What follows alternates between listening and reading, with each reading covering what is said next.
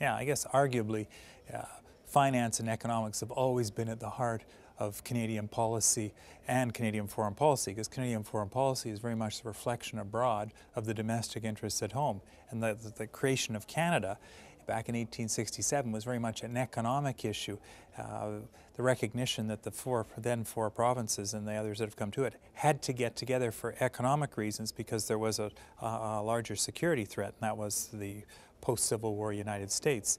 And in my career in the Foreign Service, economics was always at the heart of what we were trying to do. I was part of the team that negotiated the Free Trade Agreement, again, arguably the biggest foreign policy shift in the last 30 years from a Canadian perspective, and launched us onto 2 decades of prosperity and fundamentally changed, I think, how we manage this country. We had always been a trading nation, but we've become a nation of traders, looking not just to the United States, but now looking to China, India, and of course the effort to negotiate a free trade agreement with the Europeans and now with Japan, and looking more broadly towards the Americas as well. Canada has to, because we're too small a country, to basically just manage ourselves within ourselves. We've always had to look beyond our borders. As a consequence, economics and trade has, I think, always been at the heart of Canadian foreign policy.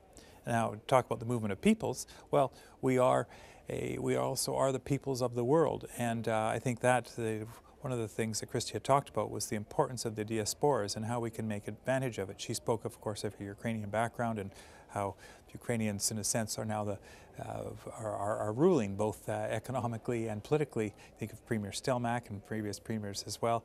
So that we do very well by that, and I think there's an appreciation, and that's something she brought out in her lecture, the appreciation of migration, because I think that one of the big challenges of the future are going to be the hunt for talent. Why? Because the talent that people bring to an economy, especially the educated. And I think we've done a very good job, as she remarked again as well, in terms of shifting our immigration in the mid-90s from simply based on having a link to Canada through family to one that if you came here, it's a privilege to this country. In a sense, that's how we started. If you go back to Sifton and Laurier, we brought people over that settled Christia's forefathers who came because we were looking for people who could settle what was a difficult climate in a very large geography.